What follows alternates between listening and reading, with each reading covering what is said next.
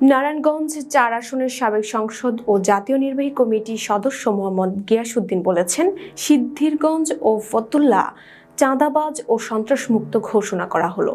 এখানে চাঁদাবাজি সহ বিভিন্ন ধরনের অপরাধ কর্মকাণ্ড শুরু করে গেছেন আওয়ামী দোসর ৭ খুনের ফাঁসির আসামি নূর হোসেন পরিবার। এখনও সে জেলখানায় বসে টেলিফোনের মাধ্যমে বিভিন্ন অরাজকতা করছে। চাঁদাবাজ ও সন্ত্রাসীরা কেউ চাঁদাবাজি করলে তার হাত পা ভেঙে দেওয়া হবে।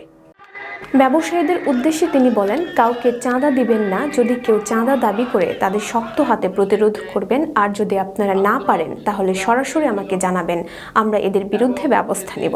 সোমবার দুপুরে চাঁদাবাজদের নৈরাজ্যের প্রতিবাদে নারায়ণগঞ্জের ঢাকা চট্টগ্রাম মহাসড়কের সাইনবোর্ড বাস স্ট্যান্ড এলাকায় প্রধান অতিথির বক্তব্যে তিনি এসব কথা বলেন। সিদ্ধিরগঞ্জ থানা বিএনপির সভাপতি মাজেদুল ইসলামের সভাপতিত্বে সাংগঠনিক সম্পাদক আকবর হোসেনের সঞ্চালনায় উপস্থিত ছিলেন থানা বিএনপির ভারপ্রাপ্ত সাধারণ সম্পাদক আবুল হোসেন, নারায়ণগঞ্জ মহানগর যুবদলের সাবেক আহ্বায়ক মমতাজ উদ্দিন মন্টু, এম হালিম জুয়েল, সাবেক কাউন্সিলর সাদরিল, টি.এইচ. তোফা, তৈয়ম সহ ফতুল্লা ও সিদ্ধিরগঞ্জের নেতৃবৃন্দ। বাংলাদেশ জাতীয়তাবাদী শ্রমিক দল নারায়ণগঞ্জ মহানগরের সংগ্রামী আহ্বায়ক আমাদের মাঝে উপস্থিত আছেন নারায়ণগঞ্জ মহানগর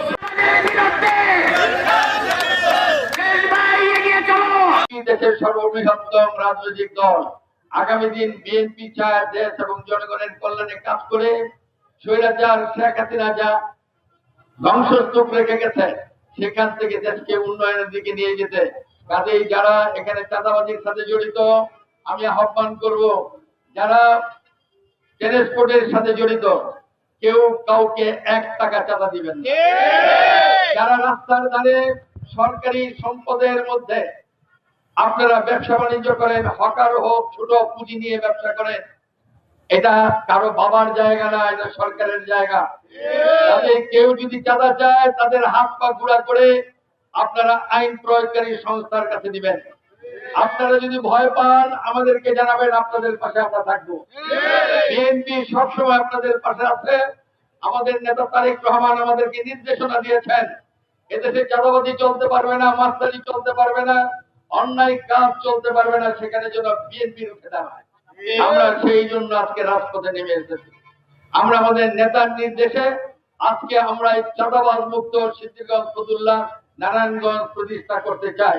চাঁদাবাজ যে দলের হোক না কেন, সেটা যদি আমাদের দলের হয় তার কোনো রেহাই নাই।